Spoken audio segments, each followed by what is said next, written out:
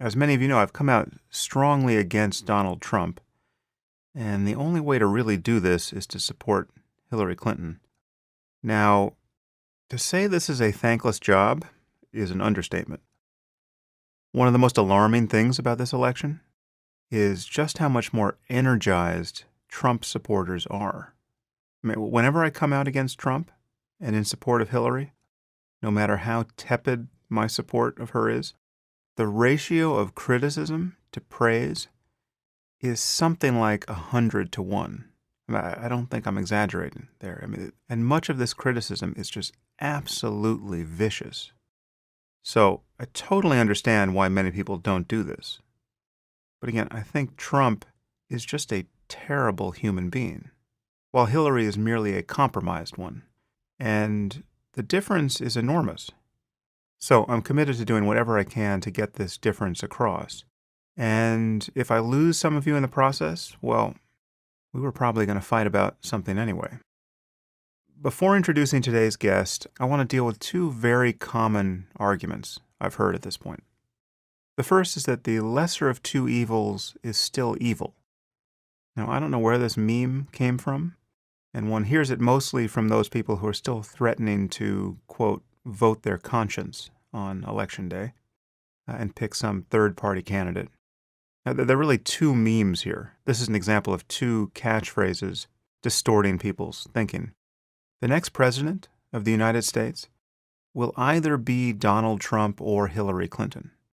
And if you think that one of them is far worse than the other, your voting for a third-party candidate does absolutely nothing apart from reduce the margin by which one of them will win the popular vote. If enough people do it, it could swing the election, but not in the direction of the third-party candidate whom your conscience told you to vote for.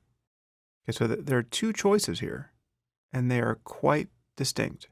And I think there's no question that the difference matters. And they are, in certain respects, both bad choices. Okay, but the lesser of two evils is less evil. And it is often much less evil. And when placed alongside true evil, it's the only thing standing between you and it. Right? In that case, the less bad option is like a life preserver thrown to you when you're drowning. It doesn't matter if it's dirty. And that, I would argue, is the situation we are in. And it's the situation we've put the entire world in. So, the lesser of two evils argument is not a fallacy. It's a totally legitimate way to think when you have no truly good, viable option. In fact, it's the only legitimate way to think at that point. Voting for Gary Johnson, who can't get through an interview without mortifying himself, is not sending a message to the system. The only protest vote you should care about sending at this point is that one of these candidates is totally unacceptable. Not merely disappointing, not merely someone you can't be idealistic about, but totally unacceptable. Okay, and the only way to send that message is to vote for the other one.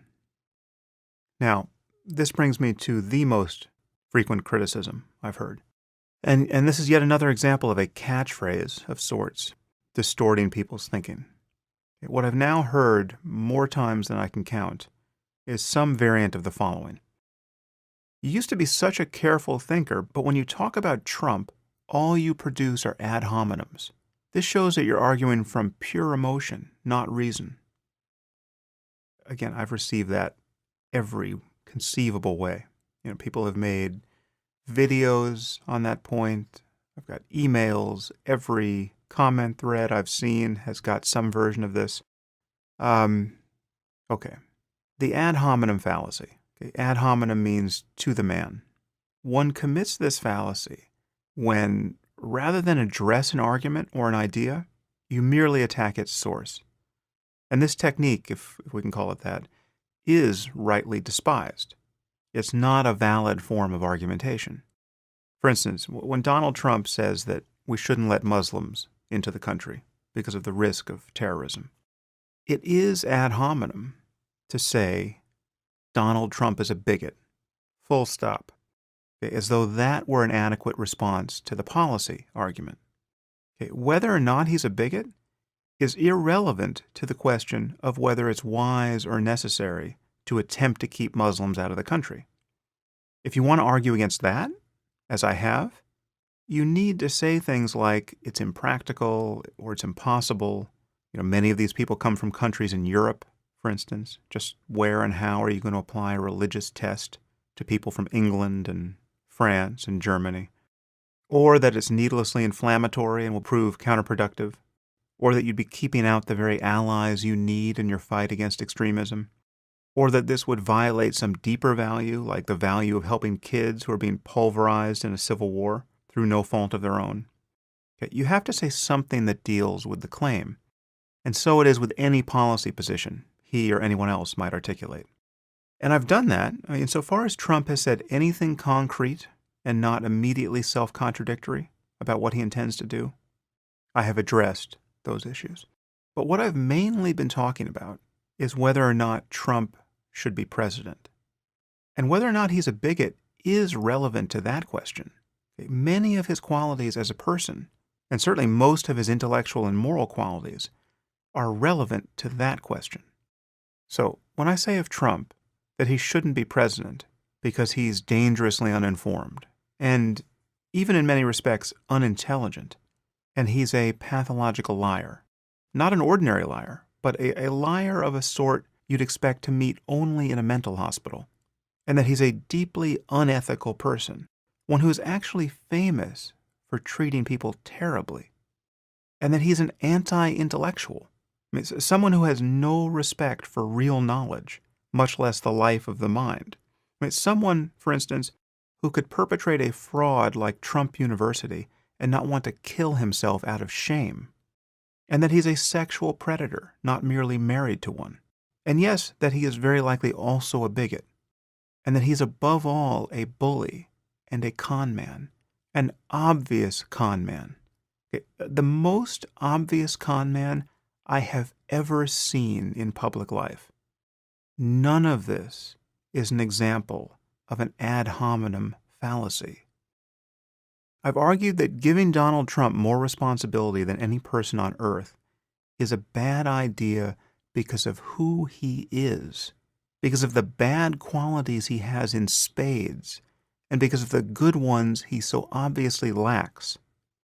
If you're picking a player for a professional basketball team, and a person comes forward demanding to play, and you reject him because he's 4'2" and obese and 85 years old and doesn't seem to know how to play basketball in the first place, that is not an ad hominem fallacy.